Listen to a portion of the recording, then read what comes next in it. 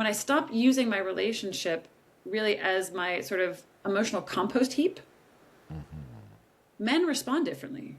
And then I learned to complain with her. We were playful.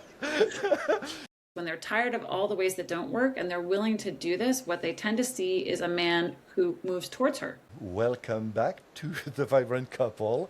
This is part 3 of interviewing Kristy Scher, who is the creator of The Way of the Adored Woman. So in part 1, I invite you to watch it if you haven't.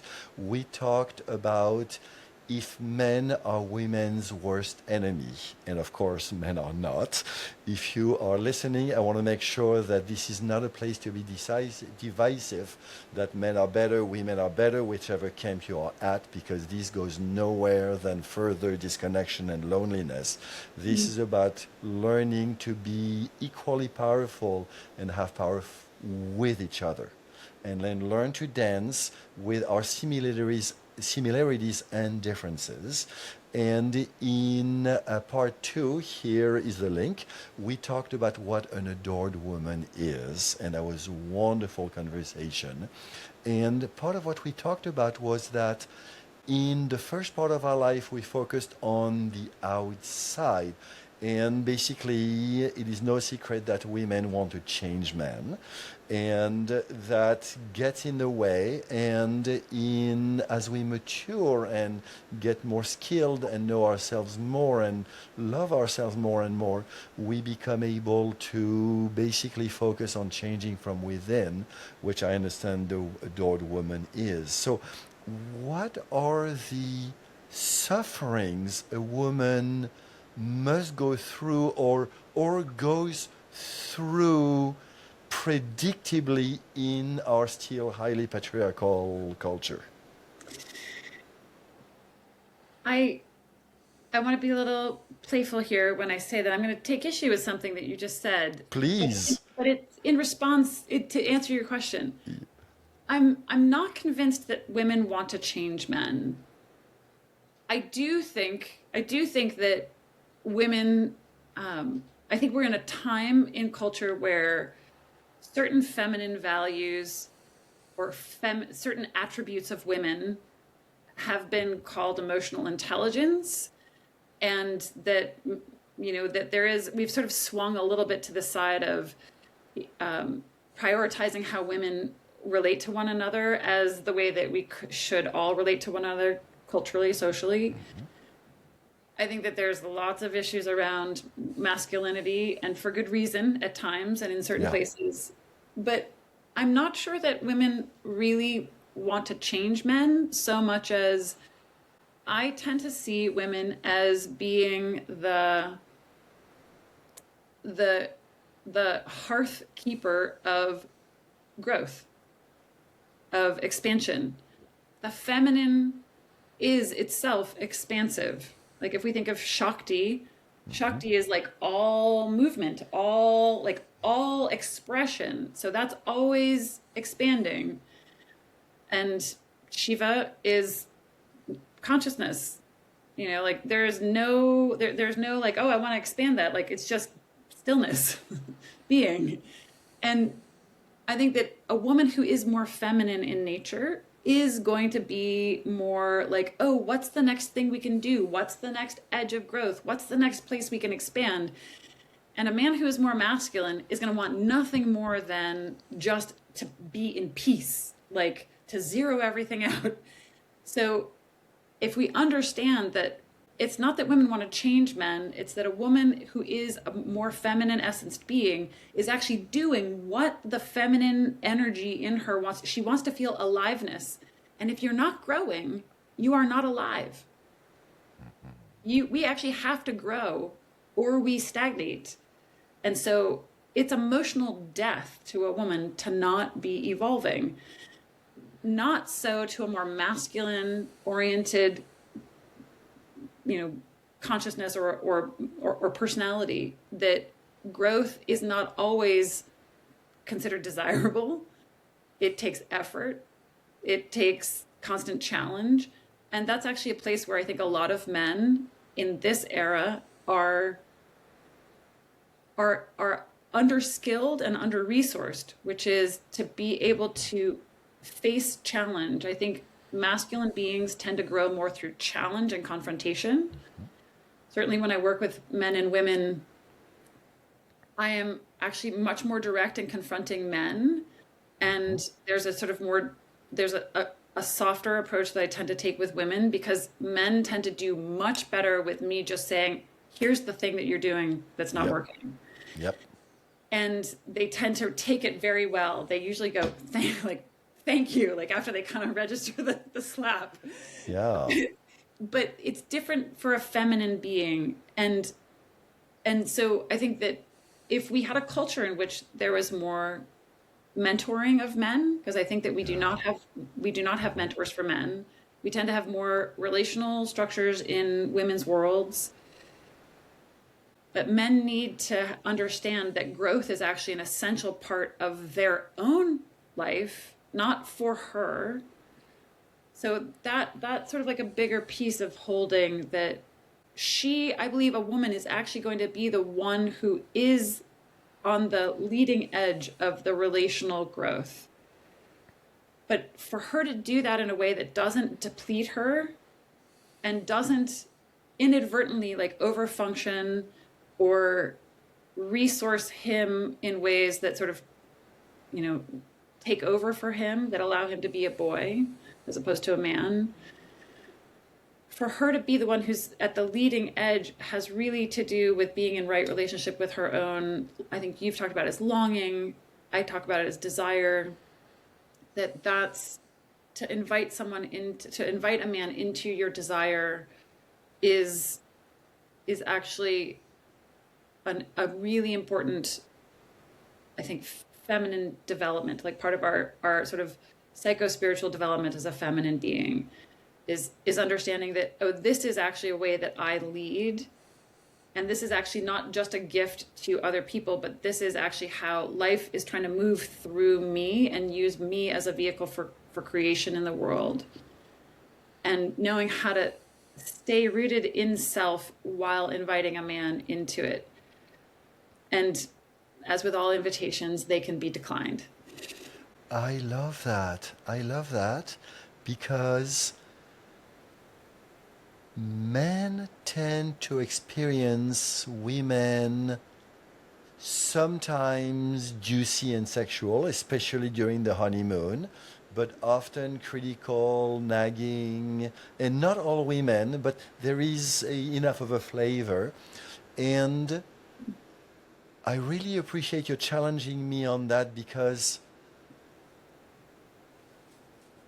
I have a pretty high, compared to average, view that women, even when they are in their criticisms, what they're trying to do is love and be loved. So I start from a fairly high level of understanding, and you just invited me to even more, because I know that when a woman criticizes a man, this is not really what she wants, but that's the only way she knows.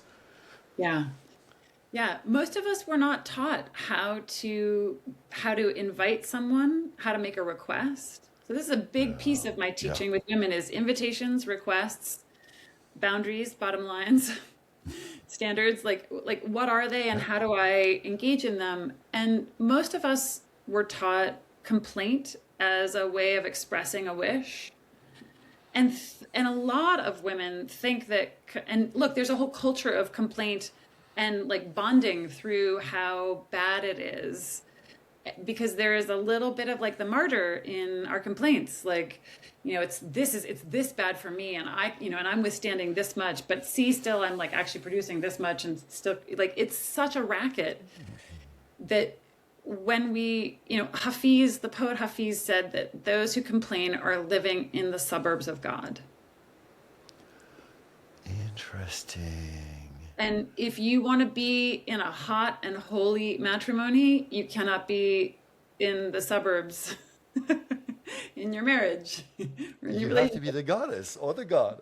you have to be living smack in the middle of the city, which means like owning like relinquishing complaint as a way of communicating. And it's really insidious. I think we have a culture where some of us may not even be able to distinguish a complaint when we hear it verbally, but we can feel it in our nervous system. And I think men are highly responsive. I think men are incredibly responsive to a woman's energy.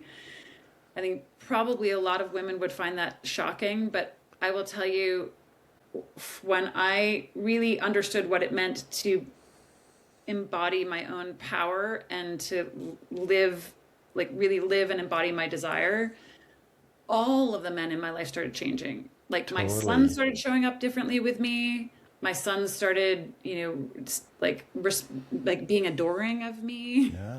Yeah. Yeah. Like sending me text messages saying, "Mom, you looked really cute in this reel." I mean, like that kind of stuff. That's just not like, You know, you can't explain it.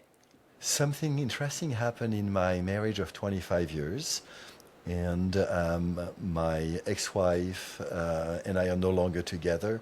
But about 15 years into the marriage, at that time, most of my professional activities, I was designing and building zip lines and ropes courses and early adventure parts. And there is a technology that showed up, which were the Bluetooth earpieces. So when I was done working, then I was cleaning up during the day. At the end of the day, which is a time, then I started calling her then. And what I learned fairly quickly is she had to complain for 20 minutes. And she complained and complained, but exactly at the 20-minute mark, things suddenly changed. And so instead of resenting, which meant that many times, on the road, there are very few, zip lines, within driving distance from my house, which is I had to drive long distance or fly. So many days I did not call her because I did not want to be complained to. And Yeah. so when I changed, simply because of that wonderful technology, I was able to bear with her, and then I learned to mirror her complaints, and then I learned to complain with her. We were playful. All those things that basically over time shrunk her complaining time, Yeah. and it was instant in me. I could feel when her complaint quota of the day was over. Yeah. I think you're pointing to something that's really important, which is that, look, a lot of life can be frustrating and discouraging. Like just Yeah. day-to-day life can be irritating. And one of the things that I teach women is how to just metabolize and digest and metabolize the experiences that we have, so that regardless of who it is, whatever relationship I'm going into, I'm not going in with the need to unload. And if I have that need, I mean, look, the Gottmans talk about like this metaphor of a bank account, and that there are things that put deposits into the account of your relationship, and things that make withdrawals, and things that have hidden fees. And I think that kind of behavior of using your relationship as the place where you get to just unload can, unless you have an explicit agreement around that, can actually be making withdrawals on the bank account. And I think that this is one thing that a lot of people mistake a relationship for, as a place where I just get to kind of do whatever and like go ugh, and like just let it all hang out. And while yes, being just naturally being myself is important, I think if you're going to use your relationship as a place to process, I think that it is just polite to ask permission. Do you have space for me to rant? Do you have space for me to vent? And I mean, that's what I do in my marriage. And we both do it both ways. We ask because it's not pleasant to be on the receiving end, and it will deplete the goodwill between us. But the other piece is to really look at, like when I said in the previous segment that presence is the currency of love, what am I doing to the space between us that I'm calling intimacy? Because that space is intimacy. What am I putting into that space? And am I conscious of it? Am I really deliberately putting something into that space that actually makes that person want to move towards me, or makes it easy for them to move toward me? Or am I putting stuff into that space that they have to like wade through to even want to get near me? So one of the complaints I hear from so many women is men are not present. Mm-hmm. And, because I don't want to say and, it seems that from a woman's perspective, the way to, or prerequisite to becoming an adored woman is, well, maybe it's because I'm not present either. Mm-hmm. I think you got it. That is the fundamental error. When I'm complaining, how conscious am I of my energy, my tone?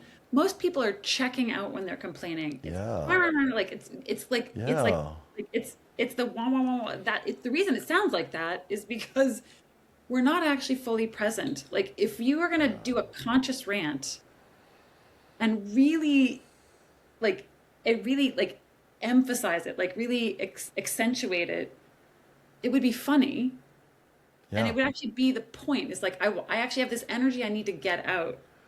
Exactly. So with my ex-wife, we played with it. And so I would sometimes lead by saying, okay, so what's the complaint of the day? And then we laughed.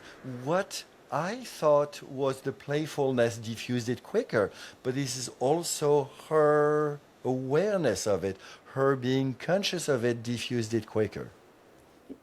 Absolutely. I mean, I think that under every complaint there is something that's vulnerable.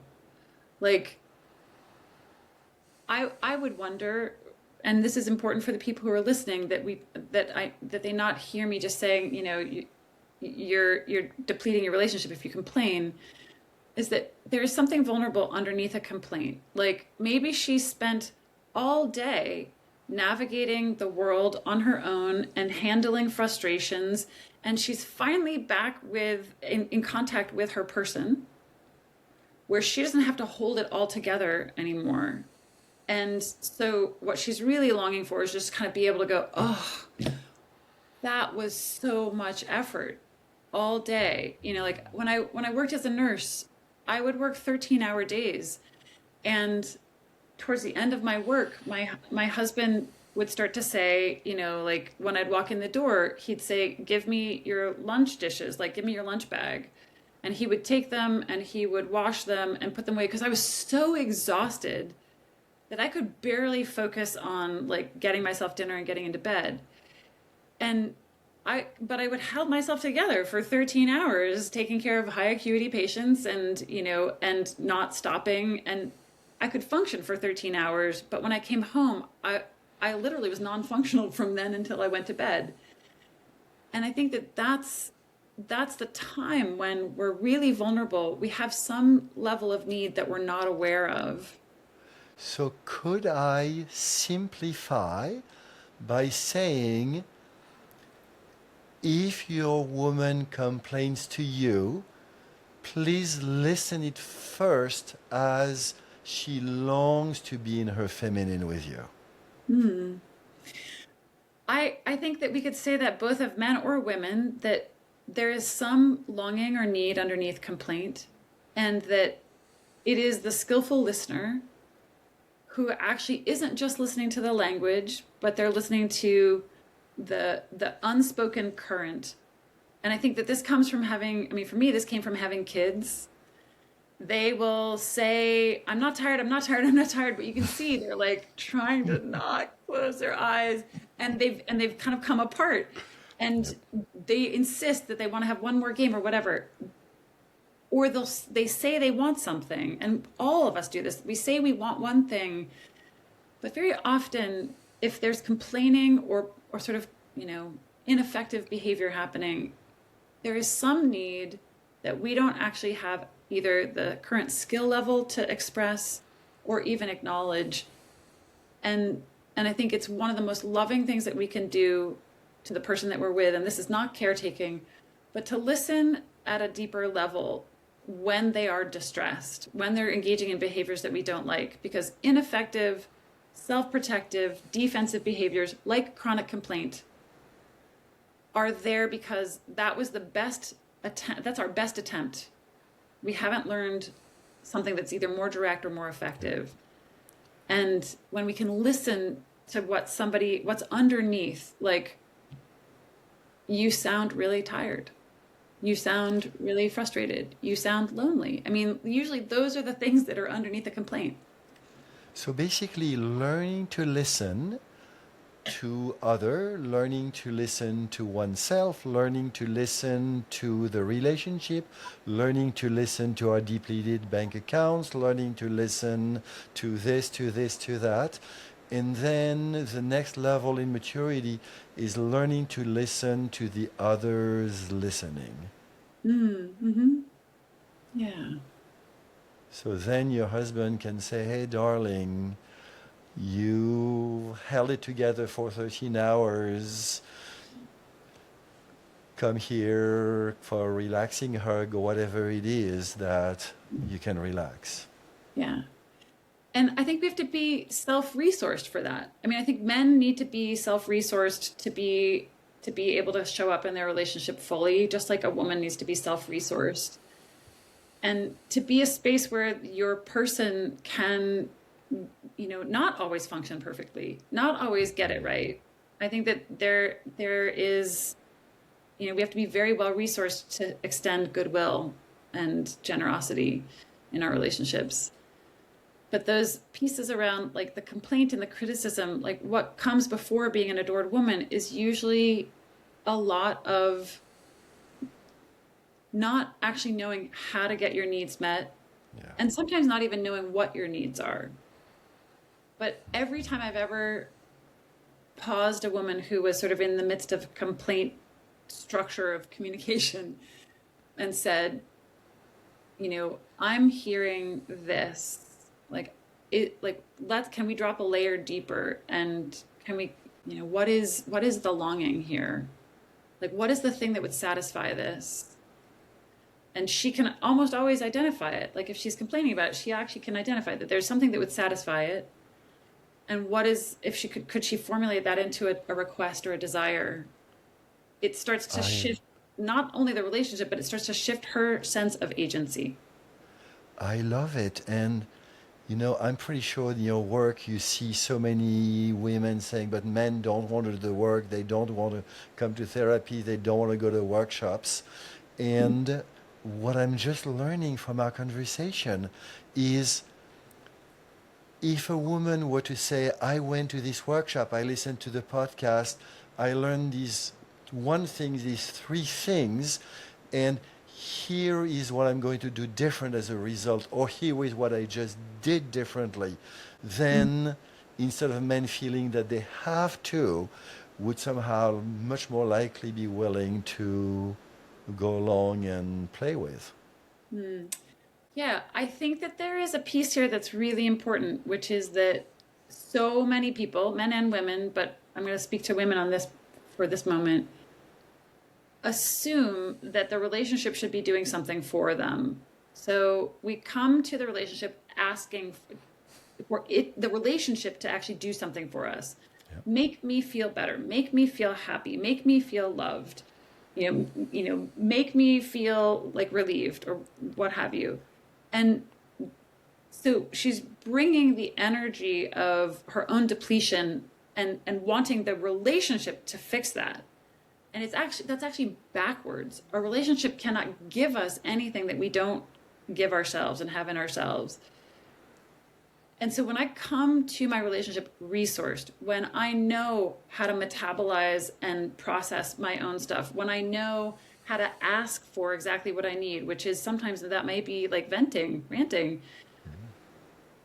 When I know how to do that in a way that actually doesn't require something of him, because if he's like, yeah, I actually don't have it in me right now, then I'm going to have to use some other resource. I'm going to have to dance or move or write or talk to a friend. When I stop using my relationship really as my sort of emotional compost heap, men respond differently. Totally. I mean, it is really like a fundamentally good man who is capable and motivated to be with his woman will feel that the space between them has suddenly there's not a sense of obligation, like a silent obligation. There's not a sense of like you must meet my needs or else. The pressure actually goes away, and yep, women do not like this, but when they do this, when they're tired of all the ways that don't work and they're willing to do this, what they tend to see is a man who moves towards her. Yep. That's naturally men want to make their woman happy unless they get shot in the process. Right. Really no way to make her happy. Exactly. And when we go to a relationship to make us happy, that's actually gets set up is I'm coming to you because I'm not happy. I'm coming to the relationship to make me happy. And there's no way that we can win with that. Yep. So how can we co-create a relationship in which we become more happy together? Well, your happiness is on you. Yeah. I mean, it really means standing much more in Yeah. yourselves. It is really the analogy of like if we're standing together and we're leaning against one another, we are still carrying our whole weight. You know, even if we are connected and embracing, we are still like our weight is entirely in our own body. The amount of self-confrontation and self-responsiveness that is required for a really happy long-term relationship is far more than most people anticipate. Yeah. 100% across the board, when I work with couples and with women individually, and I'm working on this particular piece of their marriage, like what's actually theirs to do, they are shocked that I'm saying, actually, this is yours to do. This is not like you. The relationship is additive to what you're doing. Yep. Inside of you. It is a shocker, and this is for people who have had lots of lived experience and lots of training and lots of knowledge. The self-confrontation and self-responsiveness that's required in a great intimacy, it's so much more on us than it is on the relationship itself. So happiness is an inside job. And when you finally come to grips with that and you don't complain and nag your partner to make you happy because he is not, then you can become that adored woman who basically is adored and with all the joy and perks and wonderful pleasures that come with that. Yeah. Yeah. And that loving from your overflow. So for a woman who is full of herself and knows how to get and stay and cultivate her fullness, get and stay full, that is where it starts to change the relational space. And he too will actually start to change and grow inside of that. It's a virtuous cycle. I fully agree. So, Kristy, thank you so much. That was such a wonderful conversation.